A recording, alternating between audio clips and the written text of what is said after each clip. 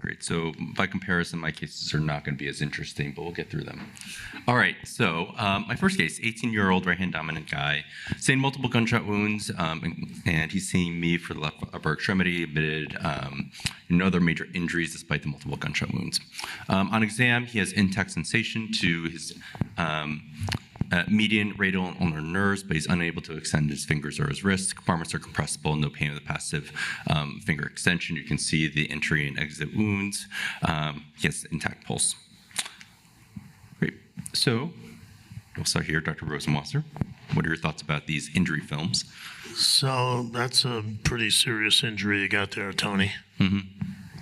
Soft tissue and bone, and nerves usually are not transected with gunshot wounds, but if it's a high enough velocity, it may have also transected the nerves, but that remains to be seen. So I think the first thing is debridement, debridement and compartment releases. And, I don't think you have to do a lot of bony work the first day. The elbow's not dislocated, so I'd probably just treat the wound and, if you couldn't close the skin loosely, then a vac or something like that to keep it moist. Scott, maybe how would you approach nerve palsies in this setting? Great, get the token plastic surgeon here. So these are the great cases that we work together on, I think. So I'd approach it with you guys ideally at the initial injury, and kind of, as Dr. Rosenwasser said, kind of stabilize the wound, debride what you can debride.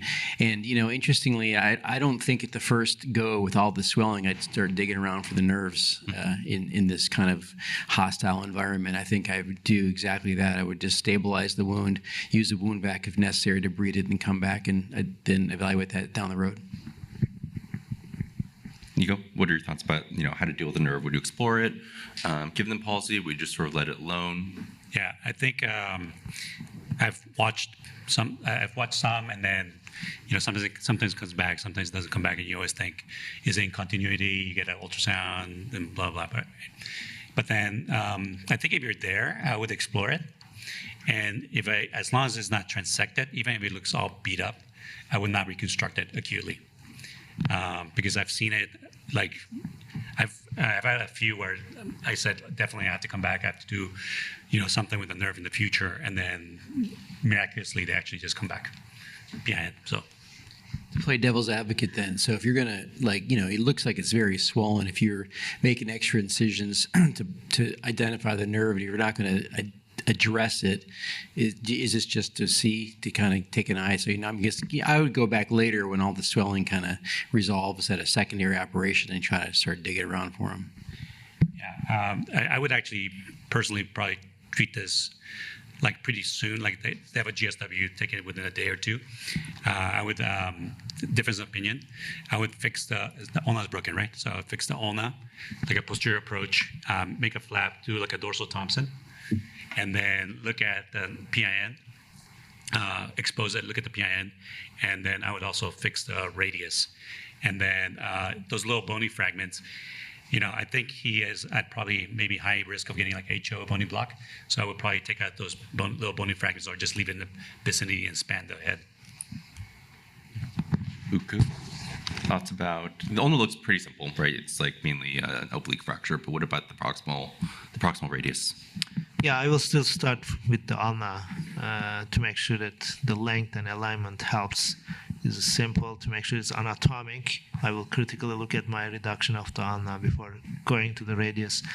Regarding if there's an associated nerve injury, I think I'm gonna do a dorsal Thompson approach. I'm gonna look at the nerve. If we are talking about the radial nerve in this specific case. The other nerves, I'm not sure I'm gonna go after and explore them. But because the PIN is gonna be in that approach, it's better to see it. It's much safer. If there's something wrong with the nerve, it's transected, then you diagnose it and treat it instead of waiting and seeing. I'm going to do dorsal Thompson approach. I think I will do separate incision. I don't know. You can, I guess, do flaps too. There's no downside of it, but I like the Thompson approach through the skin incision over the radius more. Because this PIN nerve PIN is not easy to find always. Sometimes you find it in 5 minutes once you get that layer. Sometimes you keep looking and looking and looking, where's this PIN? And it's a smaller size and makes you more nervous the time goes on. So in this case, it's not going to be fun either, but at least I would find it proximal to distal to the injury. I want to make sure it is in continuity or not, diagnose that, and fix the bone, and treat the nerve with one of the nerve surgeons. It's not going to be me. So, I mean, I like the Thompson approach, but not for this case. There's already a high risk of HO, and I would not address both of these fractures through a dorsal Thompson approach. I think it would increase the HO risk greatly. I would, look for the PIN through a lateral, anterolateral. Could find it very easily, go proximal to the injury zone and dissect it, and then do the ulna as you normally would through a dorsal approach. So when you say anterolateral, this is not proximal part of Wall or Henry you are talking about, correct? Well, the Kaplan approach, anterior or lateral. Okay, you find the nerve there, okay. I find the nerve there. But at the level of the injury, you keep following there? Or? I can dissect it all the way down to the supinator arcade. Everything's going to be distorted because of the bullet and all the swelling, but you can dissect it. And how about the bone? How do you fix the bone then? I'm not sure I'd fix the bone right initially, but it's very fragmented. But if I had to, I'd put a bridging plate across it. And usually gunshot wounds heal. They're very fragmented. They look like they won't heal, but most of the time they heal even without grafts. No, I'm trying to understand your approach. When you go anterolateral, follow the radial nerve. Does it get you to the bone easily too at the same time? I get right to the bone, no problem. Okay. You can do plate the neck that way, head neck, or down the shaft. Okay. What implant would you use for the radius if you were to fix it? This one is probably going to be for me. Mini plates, 2 of them. Like 20 hole mini frag. It's going to be mini frag. Is that in the radius shaft? Is a fracture line going down? I don't think you need to completely span that much. I mean, you can put lag screws and you don't have to go all the way down. But I will use still the longest mini plate, but I will use 2 of them because the problem is the proximal fixation, right? Point of fixation is at the proximal segment. I'm going to do 2 of them, probably 2 or 3 from each plate, locking screws proximally. Yeah, so we wrote a paper on that because it is hard to basically consolidate what we knew of all the implants out there. It might be old now, but then it's called proximal. It was like management of proximal metaphyseal radial head fractures. So you could use like the midfoot fusion set. The plate I would probably use for this because it's a short segment in the radial head. You want something that kind of curves up. For something like this, I've used Skeletal Dynamics, it has the 2 flanges. I cut off one of the flanges. It actually fits pretty well. So this is the radius plate. This is the radius plate. Yeah. Okay. Great. So took him to the OR for an IND. I'm trying to figure out what the hell am I going to do with this, especially with that long split down the radial shaft. My harder fixations are going to be, the swelling, whether or not to explore the nerve. Now, usually I don't explore the nerve in ballistic injuries. However, given the location of this, I was really concerned that it'd be transected or like a bony fragment would be like just adjacent to it. So I ended up exploring it, and I don't know if it's showing up all that well here. There's a bullet hole, and then nerve was about 5 millimeters away from it. So very close, but it's actually structurally intact. It was also to just figure out whether or not I would need to do anything else in the future, right? How much else I would do, whether I would come back and deal with the radius at the time. I also find, the nerve stimulators, I haven't found it to be too useful in GSWs because it could be, they may not react at all, but then nerve might be viable. Any thoughts? Yeah, it's my exact observation. I've never found them to be useful in this circumstance. Yeah. Well, I mean, right now you have a zone of injury that you cannot determine the length of by visual inspection alone. So it's better not to go and do resections and nerve repairs at this time. If you want to mark them, you can put little staples on them so you can find them very easily or whatever. and then you'll be able to go back when you do your exploration. Yeah. If you think that's the way you want to go versus, tendon transfers. Yeah, so this is the part where it's like right around the arborization. So even reconstruction would be very difficult in this setting. So Nico, Scott, Dr. Rosenwasser, if you had to choose, would you try reconstruct or would you do tendon transfers if the nerve was injured? I would try to reconstruct and likely end up doing tendon transfers down the road. I think if it's the PIN, it's already a pure motor nerve. Those are the best ones to graft. When it's common radial nerve and you have mixed motor and sensory, then you're going to get, cross direction of the repair fibers, and you may not get enough motor axons to actually activate it. But if it's pure PIN and the radial sensory is already branched, it may be worth grafting. Just like you said, but at that level, it might start arborizing.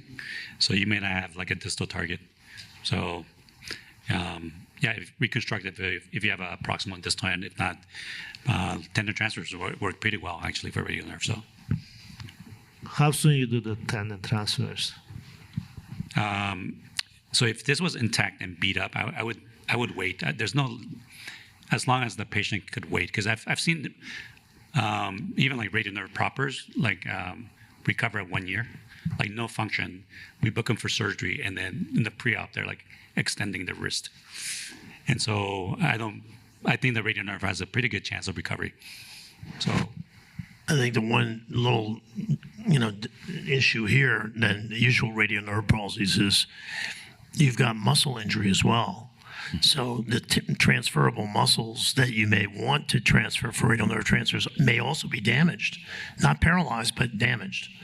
And they may not be accessible. So, nerve grafting may be your best bet in a 32-year-old, depending on the rest of the injury. So can't tell by looking at the x-rays, what else is going on in the volar compartment.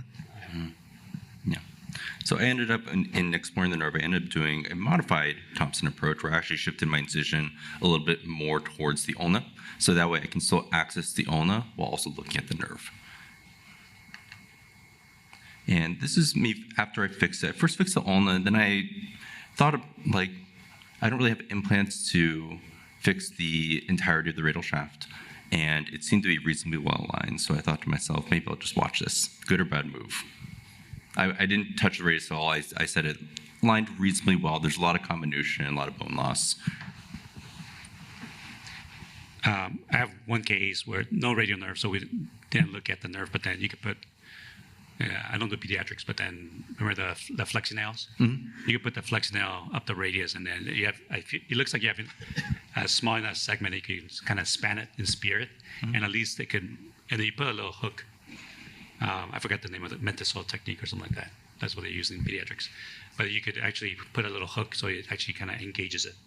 That's one option. In this particular GSW setting. Mm-hmm. That's how all the pediatric orthopedic surgeons fix the radius, Yeah. They use the flexi nails and they bend them and push them up, and they have a little memory, and that's how they do it. Okay. I also checked the wrist just to make sure that I wasn't missing anything. But again, everything looked reasonably aligned. Okay, so I decided to treat this non-operatively. So you are expecting this radius to heal? I don't know. Well, you are, optimistically. Optimistically, best case scenario, I do not think it would probably heal based on the amount of bone loss, but at least I wouldn't be dealing with as many. My actual question is not that, actually. My actual question is, how are you going to watch this? Are you going to give range of motion or not?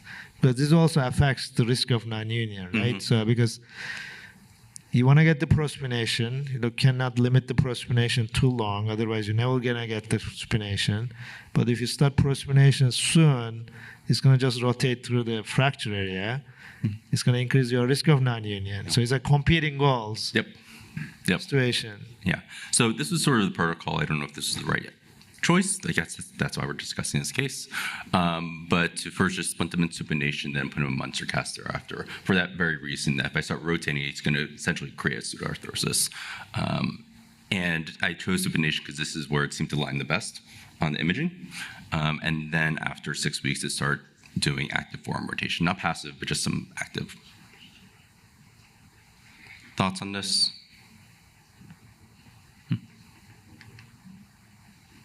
I guess in the worst case scenario, you get a non-union, and you go after the non-union. Yeah. I mean, I don't know. I've had radial neck non-unions, and patients have done fine. He's 18, right? Mm-hmm. So I think that would probably be a problem for this kid. But then I would probably put something up the shaft or fixed it. So I want to talk about radial neck non-unions. They actually do very well. Pseudarthrosis there, patients usually tolerate it quite well. It's rare. There's only a few articles in the literature about it. I've had a few patients as well with pseudos, no symptoms whatsoever and stable. The patients I've seen were like older, so I'm not sure if it makes a difference.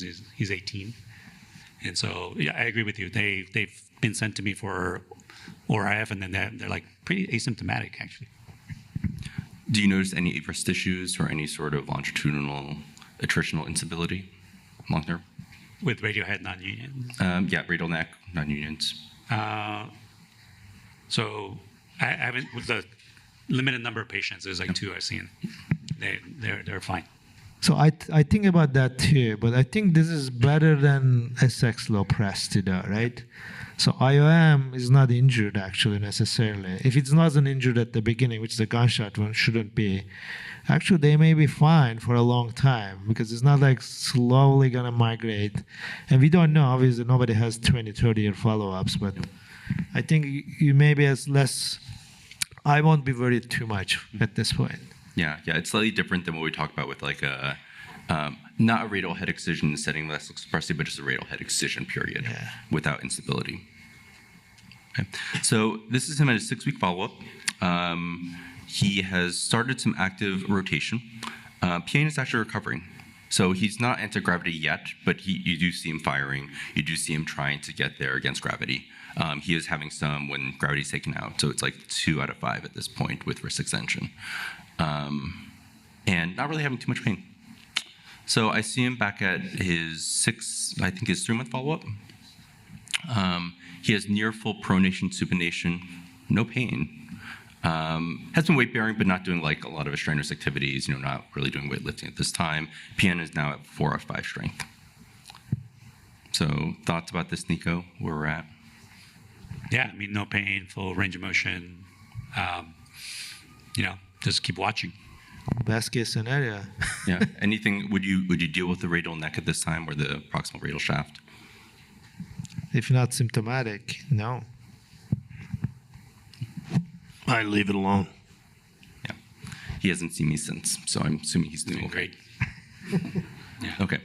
I guess we have time for another case. One more? Yeah, sure. It's more straightforward. So this is a guy who he didn't fall from an e-scooter. He fell from skateboarding the traditional way. He presents to us with bilateral upper extremity injuries. So maybe Dr. Rosenwasser want to take a stab at both. The ones on the left, are the left. Ones on the right are the right. So one side scaphoid fracture or perilunate, something going on there. Mm-hmm. Yep. So he has a transcaphoid, transcapitate perilunate on the left. Obviously, we won't talk about that in this session. Your Canterbury's an undercover hand surgeon. And then Nico, what about on the right? The right? Mm-hmm. Yeah, that's usually when they have like a radial shaft fracture and then the DRJ looks a little long and people call it Galeazzi. I usually say that's not Galeazzi until you prove it that it's a Galeazzi. This looks like a Galeazzi. What about it makes you think it's a Galeazzi? Because on the lateral, it's just the ulna is just, and the radius is so far apart. Yep. Yeah, so you can see that they're not even aligned on the lateral. And also this piece right over here is a pretty big radial silo piece that just completely sheared off. Okay, so I deal with the perilunate first, and then I chase after the radius. Of course, I'm going to plate it. I plate the radial shaft. It's unstable. So, the main point of this case is to understand what you guys do What's sort of your approach for dealing with DRUJ laxity or instability in these cases? What are your indications for casting, just non-operative? How many of you pin? How many of you do an open TFCC repair? Maybe we can ask the audience. Who would, let's say, DRUJ is low unstable? There's options, right? One is usually pin. You could cast in like supination for about 6 weeks. You could do transradial, transulnar pins, or you could go after a TFCC. So who would cast this? Pinning and go after TFCC. Yes.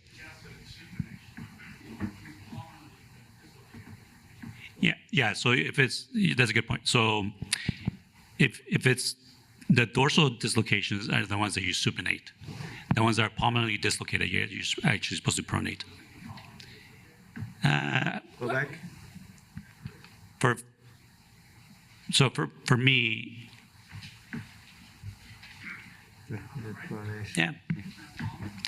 yeah, but then after you fix the radius, to me it looks pretty neutral. Like go to the This is the post-reduction.